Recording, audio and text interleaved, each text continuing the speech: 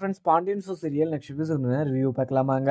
இங்கே அப்பத்தாவும் கோமதியை காணோம் அப்படின்னு சொல்லிட்டு இங்கே அரசி கதிர் எல்லாருக்கிட்டையுமே சொல்லிட்டுறாங்க. இவங்க எல்லாருமே ரொம்பவே பதட்டமாகவும் அங்கே இங்கேன்னு சொல்லிட்டு எல்லா இடத்துலையுமே தடுக்கிறாங்க. அதுக்கப்புறம் கதிருமே இங்கே பாண்டியன் கால் பண்ணி, அப்பா எங்கள் அம்மா எங்கே போயிருக்கானே தெரியல, அம்மா எங்கே போகிறாங்கன்னு சொல்லிட்டே போகல. அதே மாதிரி இங்கே அப்பத்தாவுமே உக்காந்து ஃபீல் பண்ணிக்கிட்டு இருக்கு, அதுவும் இல்லாமல் அழுதுகிட்டு இருக்கு. அப்பா நீங்கள் உடனே கடையிலேருந்து கிளம்பி சீக்கிரமாக வீட்டுக்கு வாங்க அப்படின்னு சொல்லிட்டு இங்க கதிருமே சொல்லிட்டுறாங்க. அதுக்கப்புறம் பாண்டியனும் ரொம்பவே பதட்டமாகவும் அங்கிருந்து கடையை க்ளோஸ் பண்ணிட்டு அங்கிருந்து கிளம்பிடுறாங்க. உடனே இங்க அப்பத்தாவும் அவ என்ன மனசுல நினைச்சுக்கிட்டு இருக்காளோ தெரியலையே, இங்க பாண்டியன் பேசலன்னு சொல்லிட்டு அவ வேற எதனா தப்பான முடிவு எடுத்துட்டு போறா அப்படின்னு சொல்லிட்டு இங்க அப்பத்தா பயங்கரமா ஆக்டிங் பண்ணிக்கிட்டு இருக்காங்க. அதுக்கப்புறம் என்ன, இங்க கோமதியும் அங்க கோயிலுக்கு தான் போயிருக்காங்க. கோமதியும் மீனாவும் ரெண்டு பேரும் கோயிலுக்கு போயிருக்காங்க அப்படின்ற விஷயம் இங்க அப்பத்தாக மட்டும்தான் தெரியும். ஆனா இந்த விஷயத்தை வச்சு இங்க பாண்டியனும் கோமதியும் ரெண்டு பேரையும் சேர்த்து வைக்கணும் அப்படின்னு சொல்லிட்டு நினைச்சுதான் இப்படி ஒரு விஷயமே பண்ணிக்கிட்டு இருக்காங்க அப்பத்தாவும். அதுக்கப்புறம் என்ன, பாண்டியனும் வீட்டுக்கு ரொம்பவே பதட்டமாகவும் வந்துடுறாங்க. உடனே மாப்பிள்ள இங்க கோமதி எங்க போயிருக்காருன்னு தெரியல, எனக்கு ரொம்பவே பயமா இருக்கு, அவ எங்க இருக்கான்னு சொல்லிட்டு கொஞ்சம் பாருங்க மாப்பிள்ள அப்படின்னு சொல்லிட்டு இங்க அப்பத்தா சொல்லிடுறாங்க. இதை கேட்டதும் இங்க பாண்டியன் என்ன சொல்றீங்க அப்பத்தா, அவ யாருகிட்டையுமே சொல்லிட்டு போலியா, அவ இங்க தான் பக்கத்துல எங்கன்னா போயிருப்பா, அவ வேற எதனா வேலையா போயிருப்பா, நீங்க தப்பா எதனா புரிஞ்சுக்கிட்டு நீங்க ஃபீல் பண்ணிக்கிட்டு இருக்காதீங்க, அவ இங்க தான் எங்கன்னா போயிருப்பா, நாங்க பாக்குறோம் அப்படின்னு சொல்லிட்டு பாண்டியனும் சொல்லிட்டுறாரு. அதுக்கப்புறம் என்ன, இங்கே கதிர் பாண்டியன் சரவணன் சொல்லிட்டு இவங்க எல்லாருமே எல்லா இடத்துலையுமே தடிக்க பார்க்குறாங்க. ஆனால் எங்கேயுமே கிடைக்கல. அதுக்கப்புறம் வீட்டுக்குமே உக்காந்து ரொம்பவே ஃபீல் பண்ணிக்கிட்டு இருக்காங்க. இவ எங்கே தான் போயிருக்கா அப்படின்னு சொல்லிட்டு பாண்டியன் நினச்சிக்கிட்டு இருக்க. உடனே இங்கே செந்திலும் கதிரும் நீங்கள் ரொம்பவே வீம்புக்காராக இருக்கீங்கப்பா, நீங்கள் அம்மா என்ன தப்பு பண்ணாங்கன்னு சொல்லிட்டு நீங்கள் அம்மா கிட்ட பேசாமல் இருந்தீங்க, அதுக்காக தான் அம்மா இந்த வீட்டை விட்டு போயிருக்காங்க, உங்களால் தான் அம்மா இப்போ இந்த வீட்டில் இல்லை, அம்மா இப்போ என்ன ஆச்சுன்னு சொல்லிட்டு தெரியாமல் நாங்கள் புலம்பிக்கிட்டு இருக்கோம் அப்படின்னு சொல்லிட்டு இங்கே கதிரையுமே சொல்லிடுறாங்க. அதுக்கப்புறம் என்ன, இங்கே செந்திலும் அப்பா நீங்கள் பண்ணுறது மிகப்பெரிய தப்பு, நான் கல்யாணம் பண்ணிட்டு வந்தேன் எங்கிட்டையுமே பேசாமல் இருந்தீங்க, அதே மாதிரி கதிர் கல்யாணம் பண்ணிட்டு வந்தான் அப்பயுமே நீங்கள் பேசாமல் இருந்தீங்க, இப்போ கதிருக்கும் இங்கே ராஜுக்கும் கல்யாணம் பண்ணி வச்ச உண்மை தெரிஞ்சதுலேருந்தே நீங்கள் அம்மா கிட்ட பேசாமல் நீங்கள் அவாய்ட் பண்ணீங்க, அந்த கோவத்தில் அந்த வருத்தத்தில் அம்மா இந்த வீட்டை விட்டே வெளியே போயிட்டாங்க, நீங்கள் பேசாமல் இருந்தீங்கன்னா அம்மாவுக்கு ரொம்பவே வலிக்கும், அம்மா மனசு ரொம்பவே கஷ்டப்படும் அப்படின்னு சொல்லிட்டு உங்களுக்கு நல்லாவே தெரியும், ஆனால் தெரிஞ்சிருந்தும் நீங்கள் அம்மா கிட்ட பேசாமல் இருந்தது மிகப்பெரிய தப்பு அப்படின்னு சொல்லிட்டு அங்கே பாண்டியனை எதிர்த்து கேள்வி கேட்டுக்கிட்டு இருக்காங்க. இங்கே செந்திலும் கதிரும் ரெண்டு பேரும் கேட்டுக்கிட்டு இருக்காங்க. ஆனால் பாண்டியன் இங்கே கோமதி எங்கே போயிருக்கா அப்படின்னு சொல்லிட்டு தெரியாத வருத்தத்தில் உட்காந்து அந்த குழப்பத்தை யோசிக்கிறதா இல்லை இவங்க பேசுகிறத கேட்குறதா அப்படின்னு சொல்லிட்டு தெரியாமல் முழிச்சுக்கிட்டு உக்காந்துக்கிட்டு இருக்காங்க.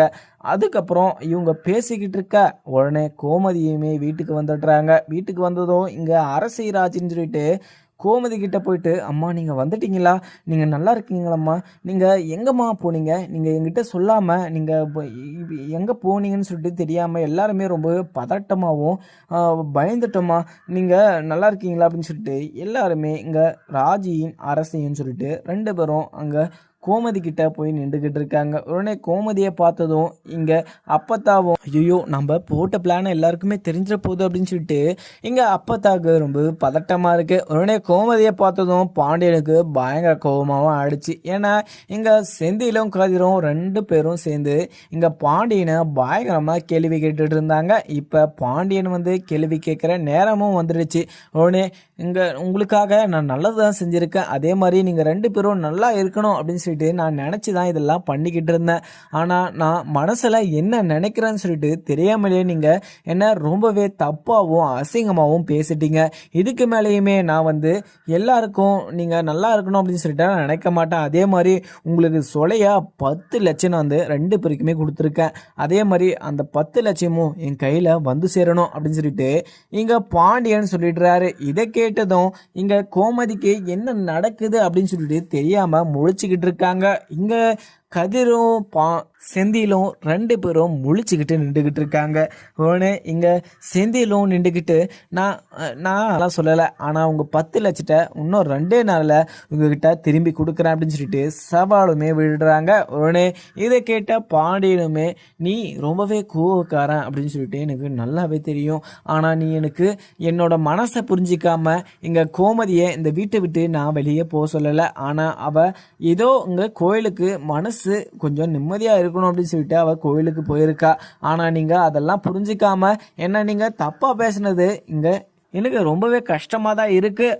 ஆனால் அந்த கோவத்தில் தான் உங்களை அந்த 10 லட்சமும் கேட்டேன். ஆனால் அந்த 10 லட்சம் நான் வச்சுக்கிட்டு நான் ஒன்றுமே பண்ண போகிறதில்ல. ஆனால் சம்பாதிக்கிறது மொத்தமே உங்களுக்காக தான் நான் சம்பாதிக்கிறேன். அதே மாதிரி நீங்கள் நல்லா இருக்கணும் அப்படின்னு சொல்லிட்டு தானே நான் சம்பாதிக்கிறேன். ஆனால் நீங்கள் என்னவே இப்போ கேள்வி கேட்குற நிலைமைக்கு வந்துட்டீங்க அப்படின்னு சொல்லிட்டு தான் அந்த நான் பணத்தையுமே கேட்டேன் அப்படின்றதுனால இங்கே பாண்டியனும் சொல்லிடுறாங்க. இதெல்லாம் பார்த்துக்கிட்டு இருந்த இங்கே மீனாவும் உடனே இங்கே ரொம்பவே கோவமாகவும் மாமா அந்த 10 லட்சம் கொடுத்தது எனக்கு ரொம்பவே சந்தோஷமாக தான் இருந்துச்சு, ஆனால் ஒரு பிரச்சனைன்னு வரும்போது நீங்கள் அந்த 10 லட்சத்தை கேட்டது எனக்கு ரொம்பவே கஷ்டமாகவும் இருக்குது.